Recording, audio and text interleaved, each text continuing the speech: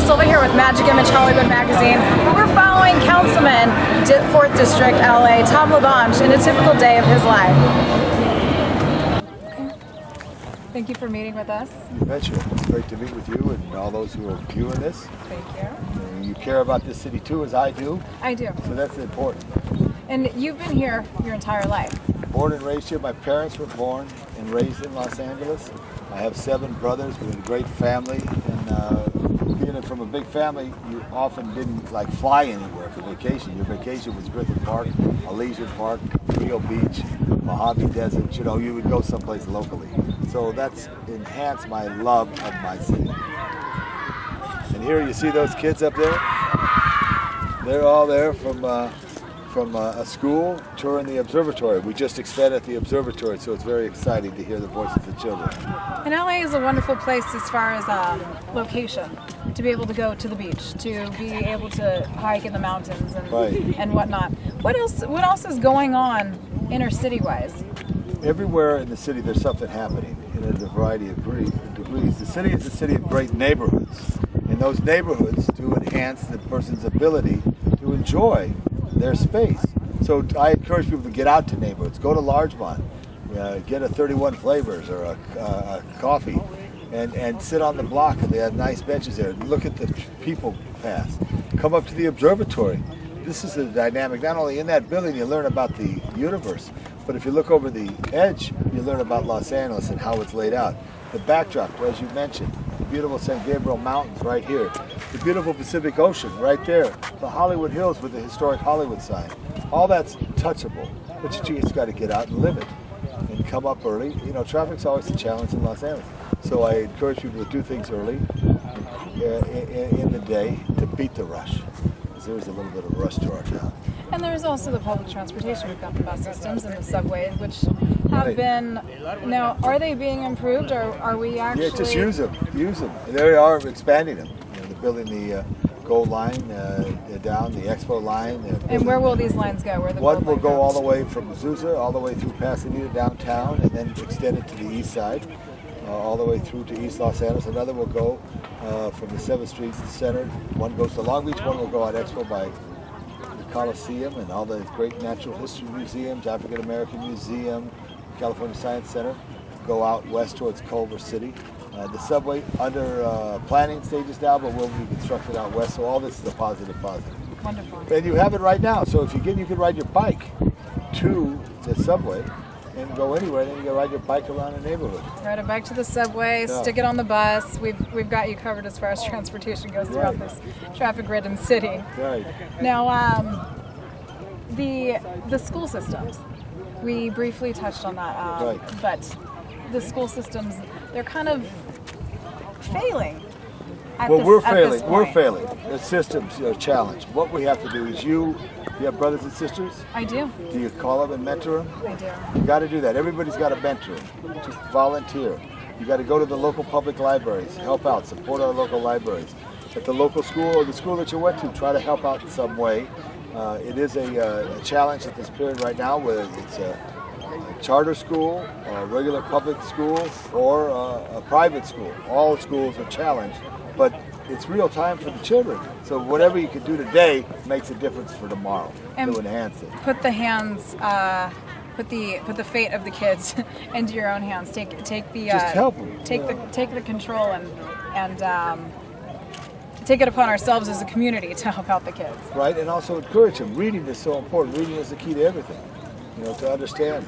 So that's very important. The local schools, encouraging the local libraries, which have been cut back in their hours, the libraries, but all of that is real important. Now, how do we keep something like the library under? We just passed a measure to improve our allocation of funds for libraries, so libraries will have more hours. That will take place. And here's some people visiting. Tourists are very important. Where are you from? Originally from Chicago. Chicago? How about you folks? Portugal. Welcome, Portugal. Welcome. How about you? England and France. England and France. Beautiful. And the French gave us the greatest gift. What is the greatest gift? The United States. Very good. Let's hear it for the French. Okay. So now, it's 9 people. I know tourists are very important. 9 people just walked by. 3 groups of 3. All 3 different groups were from different areas of the world. Right. We had Chicago, we had Right. France, and we had London. And Portugal. And Portugal. Right, exactly. So they're from all over the world. That's what Los Angeles is today. They're from all over the world. They're from all over the world, and they bring commerce, and they bring culture Curiosity. and You know, they want to see it. That's the most famous sign in the whole wide world, the Hollywood sign. When they made that film, it changed the way they make movies. It changed the way stars did star things. And television transformed everything. Now the internet's transforming everything again. So there's always constant transformation. But from a multi-year period, I guess we could say from when the Jazz Singer, which was like in the late 1920s, when they had a first talking movie, to probably, you know, and I'm not an expert on film, into the 50s, 60s, 70s. Then in the 70s, Hollywood changed. And now it changed rapidly. Today you're a star, tomorrow you're gone. As opposed to then stars kind of were bright in the sky. Are there any trends that you think should come to awareness? More specifically. I hope people enjoy their lives. That's the biggest thing. And movies bring joy to people. And I think we're not going to the movies as much. I know myself, I've been so busy I couldn't go to the movies. I do enjoy the movies. I do enjoy television. Turner Classic Movies, you know, those folks, they have those old movies. I love those old movies. And they're fun to see. Relive these great motion pictures. They hold that film festival here in Hollywood, Oh yeah. the Turner Classic Movies Film Festival. Yes. Isn't that the only one in Hollywood, Tom? Well, there's other film festivals Yeah, too. there are lots of other. There's the So, Westwood, and there's Yeah. all these. Give me different this before we smaller- talk anymore. Tell me what you really want from me. That was what I wanted to do. Got it. Okay, good. It's just little bits of information. I don't want to stay necessarily specific to Hollywood. I want to stay relevant to your knowledge and your experience and whatnot. So Here as in this part, specific I as got possible. it. Got it. Here in this part of Los Angeles, they made a lot of movies. Right over here is a beautiful old high school. My old high school, John Marshall High. John Marshall High School, they used to make TV shows. Mr. Novak was very famous. The famous movie Grease was made, the scene at the carnival at the end was made at our high school, which was pretty famous. And what's more famous about that, you know, Cha-Cha in the movie? Yes. The best dancer from St. Bernadette? Yes. She went to John Marshall. Oh, she did? And she just looks as good as Cha-Cha did in the movie today. She's a Oh. professor at Cal State Northridge. So it's a wonderful thing. There's this beautiful old high school you're going to see. We'll get you a good shot in a minute. And so all this history is around you. We don't realize how much history is around where they made movies, are making movies, and people who are in the movies went here. Little Leonardo DiCaprio came to Marshall. It's a beautiful school. It's a beautiful school. We're going to get you a good shot right here. Oh, it's gorgeous. That nice tower right out the window. Right there. Beautiful shot. Got a nice shot. We're going to roll now. Now in my job, I just want to let you know when I see problems. What problems do you see often? See that gutter? Yeah. Now we got to see how we can get up that street. I was going to take you up the street. Who do you call? Who do we call? For example, I was driving down Melrose yesterday and saw a leaky. Water. 311. Okay, I thought so. Yeah, it's all right. All right. The paparazzi ban. What was it? 2007, 2008. Right, has it worked? Has it worked I don't know. Has it worked? You're in the business. for everybody? And I'm not Well, just I talking think it's about least, Hollywood. I it's mean for less everybody. in the less a little bit, but everything's so instantaneous, and there's so much money driving, you know, to capture a picture of somebody. There's money, but I mean, let's think about all of the safety concerns that have or haven't been alleviated for the community, for the celebrities, for the businesses. Right. How do you think that's changed? Do you think it's actually made an impact, Well, or do you if think you that, go, if you watch, here's the thing that's so amazing. If you watch the President of the United States when they speak, absolutely everybody takes their phone and they start clicking pictures. Everybody has a camera now. Years ago, if you were going to see the President of the United States, you would not be allowed to have a camera. Now everybody has them. Even the Secret Service can't ban cameras. So the same thing too with paparazzi. Everybody has a camera. Now they're making them smaller. It is something that is capturing a moment. So it's very hard to. I hope just people have a little more respect. But if it bleeds, it leads. So the same is true with the old newspapers. That's a story that they say about the newspapers. You know, if it bleeds, it leads. In this particular case, you can see they're making a movie right here. They're always going to have that. Hey, where's Gil Loose? Where's Gil? Not here. Is he not? Where's Big Rig? Can you still get in your stance? Hey, Jack. I'm sorry I couldn't get your retirement, man. Hey, no problem. You doing okay? You're a busy Everything guy. good? What do you do? A rolling shot? Yes. Okay. Little Toyota commercial. See you later, Jack. Thank you. See, that's a great. They film all over. That's a commercial, so it'll be seen around the world. He used to be a great football player for the LAPD. Oh, really? Yeah, and then he retired. Did you play football? I did play football, but not that. Not with the police department. I coached it. Where's our fire department? They're getting their lunch. Now back to the schools. Right. We've got a bunch of teacher layoffs and things like that all over the state. What do you think can be done to help the teachers protect the education of our children? Because this is our future. The kids are our future, and there's so much being cut. I'm going to give you a little lesson. How many levels of government affects anyone walking down the street? 5. The federal government, the state government, the county government, the city government, and special districts. In Los Angeles here, it's impacted by the requirements of the state to the special district, which is the unified district. It's requirements of the federal government, and maybe not the money. All of that needs to be reorganized as an enterprise, as public education. And now you have charter schools, which I support all opportunity for education, but it starts at home, it starts with a mentor, it starts with a friend, it starts with the neighborhood library. Get out, meet people, listen, and it's real business. I mean, school is not monkey business, it's real business. You got to go there to learn. So there's challenges, and it's not an industry where you make a lot of money. It's an industry where you help people learn, and that's the challenge that we're in right now.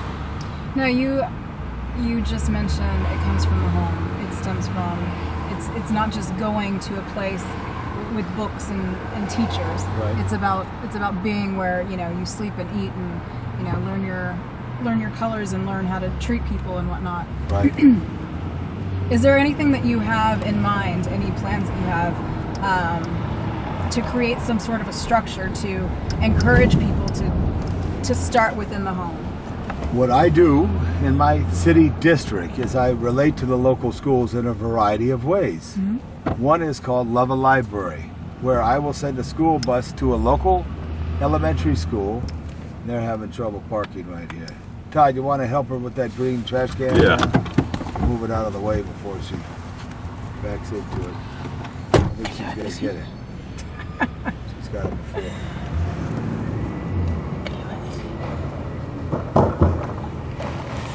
Nice. Yeah.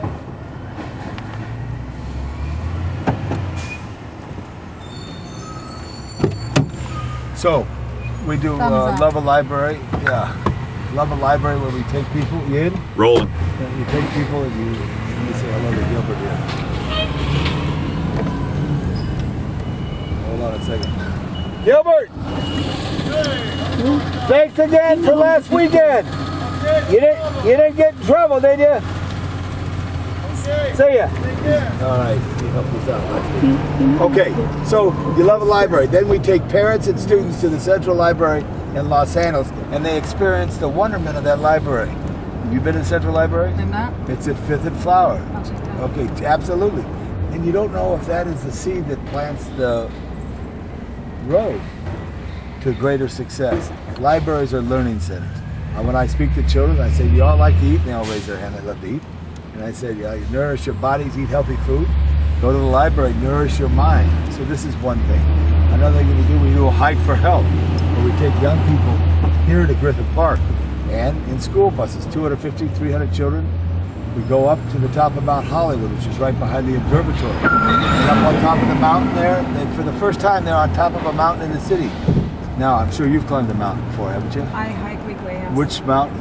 I actually go up Bronson. Bronson. So you get up to the top. You feel good when It's you get on the amazing. top. So to have children feel that, it's an important aspect. How often do you do that? I hike every day. How often do you take the kids? Once a year. We try to do it as often as we can throughout the year. If we can, I would love to help because Super. I'm a Pro big hiker? advocate for kids and fitness, No? health and Oh, fitness. that's good. So I would love to help out in any way that I can. I've got Right. friends all over the place that let Good. me know how you do it, and I'll let you know. we can organize Big something thing is the bus more to often. school. We get the kids. Now Okay. we're in Griffith Park. We go up to the observatory where they made Rebel Without a Cause. Did you ever see Rebel Without a Cause? James Dean. Yeah.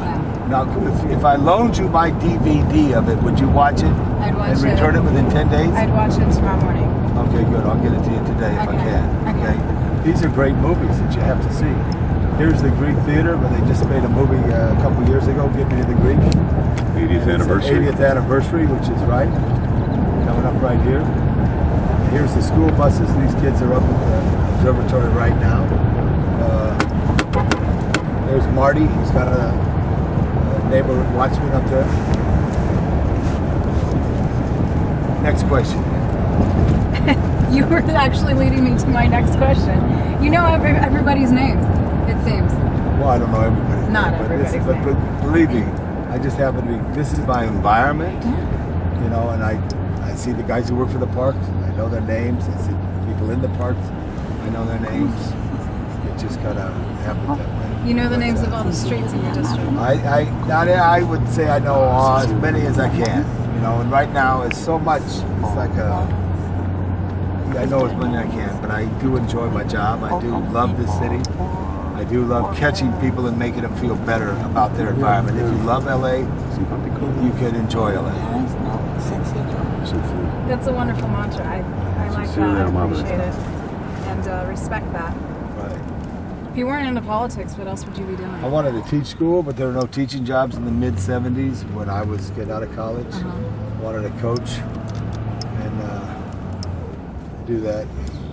Thank you. But that's what I would do. I like people a lot. Teaching, trying to make a difference. Well, you kind of are teaching. In a way, You yeah. are teaching. You are teaching by example. I mean, what better teacher form of teaching can you have? Yeah. Well, there you go. You got it. That's it. I do that. So I wouldn't want to. I wasn't wanted to be. I tried to be a firefighter, but I didn't pass the test. Don't tell anybody that. I wanted to. I didn't want to be an airline pilot or anything like that. I just was very locally driven. I wanted to be a printer. I studied a lot of printing when I was in school. And Are you in the arts? I'm in the arts in a small way, but the printing was where I was really trained how to run printing presses. We used to print the City College newspaper. Tom is an excellent photographer. Ah. God bless you. And also, right up in Hollywood, underneath the sign, Chaka, is a beautiful, beautiful monastery where these nuns make the greatest bread in the world. It's from the Monastery of the Angels, because today, Chaka Khan is an angel in the city of